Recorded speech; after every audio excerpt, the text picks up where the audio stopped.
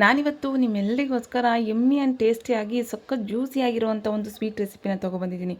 ಈ ಸ್ವೀಟ್ ಬಂದು ಸ್ವೀಟ್ಗಳಲ್ಲೇ ಮಹಾರಾಣಿ ಅಂತ ಹೆಸರುವಾಸಿಯಾಗಿರುವಂಥ ಚಂಪಾಕಲಿ. ಈ ಚಂಪಾಕಲಿನ ಮನೆಯಲ್ಲೇ ಹೇಗೆ ಕ್ವಿಕ್ಕಾಗಿ ಕಮ್ಮಿ ಇಂಗ್ರೀಡಿಯೆಂಟ್ಸ್ನ ಯೂಸ್ ಮಾಡಿ ಸಖತ್ ಟೇಸ್ಟಿಯಾಗಿ ಬೇಕ್ರಿಗಿಂತ ಸೂಪರಾಗಿ ಹೇಗೆ ಮಾಡೋದು ಅಂತ ಇವತ್ತು ಈ ವಿಡಿಯೋನಲ್ಲಿ ಹೇಳ್ಕೊಡ್ತೀನಿ. ಬನ್ನಿ, welcome back to my channel Kannadathi Kairuchi 24. ನಾನಿಲ್ಲಿ ಒಂದು ಪಾತ್ರೆಗೆ 1 ಲೀಟ್ರ್ ಆಗೋಷ್ಟು ಫುಲ್ ಫ್ಯಾಟ್ ಮಿಲ್ಕನ್ನು ನಾನಿಲ್ಲಿ ತೊಗೊಂಡಿದ್ದೀನಿ. ಒಂದು ಪಾತ್ರೆಗೆ ಹಾಲನ್ನು ಸೇರಿಸ್ಕೊತಾ ಇದ್ದೀನಿ. 1 ಲೀಟ್ರ್ ಇದೆ ಈ ಹಾಲು. ನೋಡಿ, 1 ಲೀಟ್ರ್ ಹಾಲನ್ನು ಹಾಕಿ ಇದನ್ನ ಒಂದು ಸ್ಪೂನ್ ಸಹಾಯದಿಂದ ತಳ ಅಂಟಬಾರ್ದು ಅಂತ, ಗಟ್ಟಿ ಹಾಲಿರುತ್ತಲ್ವ, ತಳ ಹಿಡಿಬಾರ್ದು ಅಂತ ಒಂದು ಸ್ಪೂನ್ ಸಹಾಯದಿಂದ ನಾನು ಈ ಥರ ಕೈ ಆಡ್ಕೊತಾ ಇದ್ದೀನಿ. ಇದೆಲ್ಲ ಚೆನ್ನಾಗಿ ಒಂದು ಕುದಿ ಬರೋಕ್ಕೆ ಶುರು ಆಗಬೇಕಾದ್ರೆ ಇಲ್ಲಿ ನಾನು 1 ಸ್ಪೂನ್ ಆಗೋಷ್ಟು ವೆನಿಗರ್ ಹಾಗೆ 1 ಸ್ಪೂನ್ ಆಗೋಷ್ಟು ನೀರನ್ನು ಹಾಕಿ ಹಾಲನ್ನು ಒಡ್ಕೊಳ್ಳೋ ಪ್ರಾಸೆಸ್ ಇದೆ ಇದು. ಹಾಲನ್ನ ಇಲ್ಲಿ ಒಡ್ಕೊತಾ ಇದ್ದೀನಿ. ನಿಂಬೆಹಣ್ಣು ಹಾಕು ಒಡ್ಕೋಬೋದು, ಬಟ್ ನಿಂಬೆಹಣ್ಣಲ್ಲಿ ಚೆನ್ನಾಗಿ ಒಡೆಯಲ್ಲ ಹಾಲು, ಅದಕ್ಕೋಸ್ಕರ ನಾನು ವೆನಿಗರ್ ಹಾಕ್ತಾಯಿದ್ದೀನಿ. ನೀವು ಬೇಕಾದರೆ ನಿಂಬೆಹಣ್ಣನ್ನೇ ಹಾಕ್ಕೊಂಡು ಒಡ್ಕೋಬೋದು. ನೋಡಿ, ಇಲ್ಲಿ ಪನ್ನೀರ್ ಹಾಕಿರೋದ್ರಿಂದ ಹಾಲಲ್ಲಿರೋ ನೀರೇ ಸಪ್ರೇಟ್ ಆಗುತ್ತೆ ಮತ್ತು ಪನ್ನೀರೇ ಸಪ್ರೇಟ್ ಆಗುತ್ತೆ. ವೆನಿಗರ್ ಹುಳಿ ಅಂಶ ಜಾಸ್ತಿ ಇರೋದ್ರಿಂದ ಹಾಲು ಹೊಡಿಯೋದಕ್ಕೆ ಬೇಗ ಸಹಾಯ ಮಾಡುತ್ತೆ. ನೋಡಿ, ಇಲ್ಲಿ ನಾನು ಪನ್ನೀರು ಮತ್ತು ನೀರನ್ನೆಲ್ಲ ಸಪ್ರೇಟ್ ಮಾಡ್ಕೊತಾ ಇದ್ದೀನಿ. ನೋಡಿ ಆ ಎಕ್ಸ್ಟ್ರಾ ನೀರನ್ನೆಲ್ಲ ಚೆಲ್ಕೊತಾ ಇದ್ದೀವಿ, ಅದೇನು ಯೂಸ್ ಇಲ್ಲ. ಮತ್ತು ಇಲ್ಲಿ ನಾನು ನಾರ್ಮಲ್ ವಾಟರ್ನ ಹಾಕ್ಕೊಂಡು ಇಲ್ಲಿ 2-3 ಸಲ ಆ ಪನ್ನೀರನ್ನ ತೊಳ್ಕೊತಾ ಇದ್ದೀನಿ. ಯಾಕಂದರೆ ಈ ವೆನಿಗರ್ ಹಾಕಿರೋದ್ರಿಂದ ವೆನಿಗರಲ್ಲಿ ಸ್ವಲ್ಪ ಹುಳಿ ಅಂಶ ಜಾಸ್ತಿ ಇರುತ್ತೆ.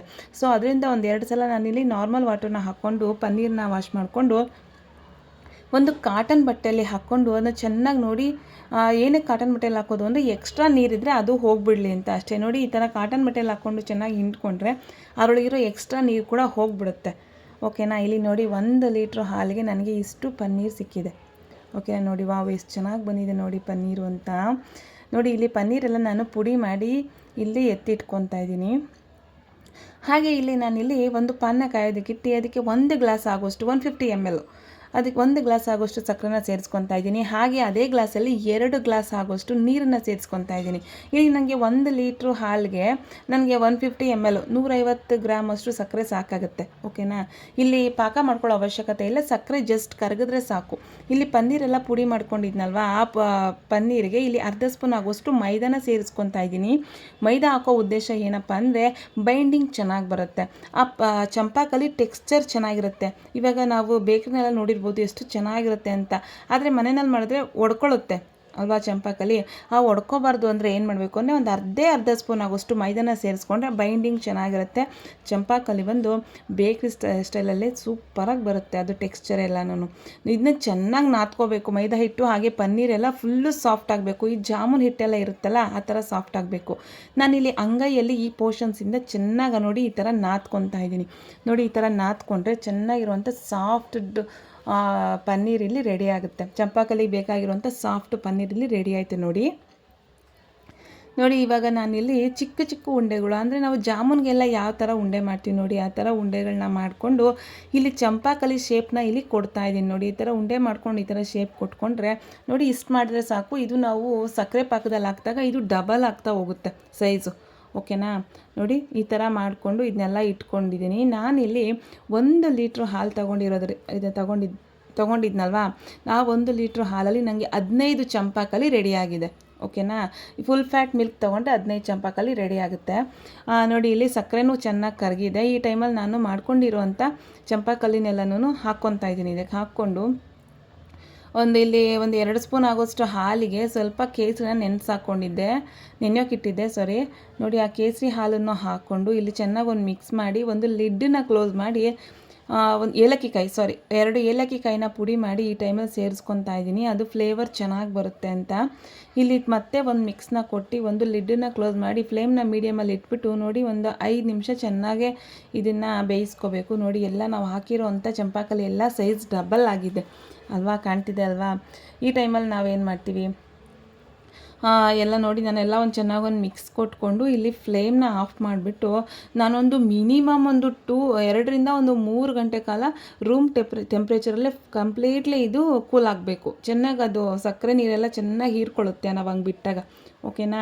ಆ ಥರ ಆರೋದಕ್ಕೆ ಬಿಟ್ಟುಬಿಡ್ತೀನಿ. ಅಷ್ಟರಲ್ಲಿ ನಾನಿಲ್ಲಿ ಚಂಪಾಕಲಿಗೆ ನೋಡಿ ಸಣ್ಣದಾಗೆ ಒಂದು ಏನದು ಚೆರ್ರಿನ ಎರಡೆರಡು ಭಾಗ ಮಾಡಿ ಇಟ್ಕೊಂಡಿದ್ದೀನಿ. ಹಾಗೆ 2 ನಂದಿನಿ ಪೇಡನ ತೊಗೊಂಡಿದ್ದೀನಿ. ಇಲ್ಲಿ ನಾನು ಕಲಾಕಂದ ಎಲ್ಲ ಮಾಡ್ಕೊಳ್ಳೋದಕ್ಕೆ ಮನೆಯಲ್ಲಿ ಟೈಮ್ ಆಗುತ್ತೆ. ಬೇಕು ಅಂದರೆ ನಾನು ನೆಕ್ಸ್ಟ್ ವೀಡಿಯೋದಲ್ಲಿ ಬೇಕು ಅಂದರೆ ಅಪ್ಲೋಡ್ ಮಾಡ್ತೀನಿ ಕಲಾಕಂದ ಯಾವ ರೀತಿ ಮಾಡೋದು ಅಂತ. ನಾನಿಲ್ಲಿ ಸಿಂಪಲಾಗಿ ಹೇಗೆ ಮನೆಯಲ್ಲಿ ಚಂಪಾಕಲಿ ಮಾಡೋದು ಅಂತ ತಿಳಿಸ್ಕೊಡ್ತಾ ಇರೋದ್ರಿಂದ ಇಲ್ಲಿ ನಾನು ಅಂಗಡಿಯಿಂದನೇ 2 ಪೇಡನ ತೊಗೊಂಬಂದಿದ್ದೀನಿ. ನನಗೆ ಸಾಕಾಗುತ್ತೆ, 15 ಚಂಪಾಕಲಿಗೆ 2 ಪೇಡ ಸಾಕಾಗುತ್ತೆ.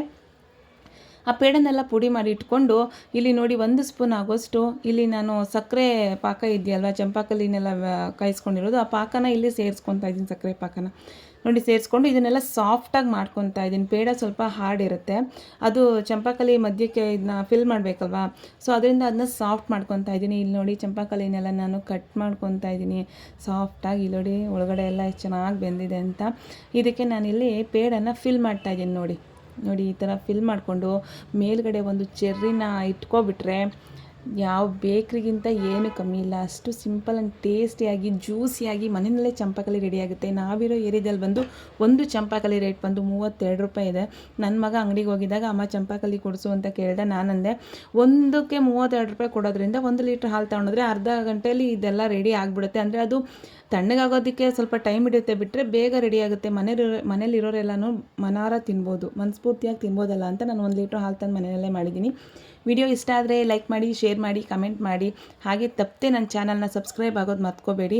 ಪಕ್ಕದಲ್ಲಿರುವಂಥ ಬೆಲ್ ಐಕನ್ನ ಕ್ಲಿಕ್ ಮಾಡಿದ್ರೆ ನಾನು ಯಾವುದೇ ವಿಡಿಯೋ ಮಾಡಿದ್ರೂ ಫಸ್ಟ್ ನೋಟಿಫಿಕೇಷನ್ ಬಂದು ನಿಮಗೆ ಸೇರುತ್ತೆ. ವಿಡಿಯೋ ನೋಡೋದಕ್ಕೆ ಎಲ್ರಿಗೂ ಧನ್ಯವಾದ. ಹೀಗೆ ನಂಗೆ ಸಪೋರ್ಟ್ ಮಾಡಿ. Thank you so much. Love you all. Keep watching my all video. Thank you.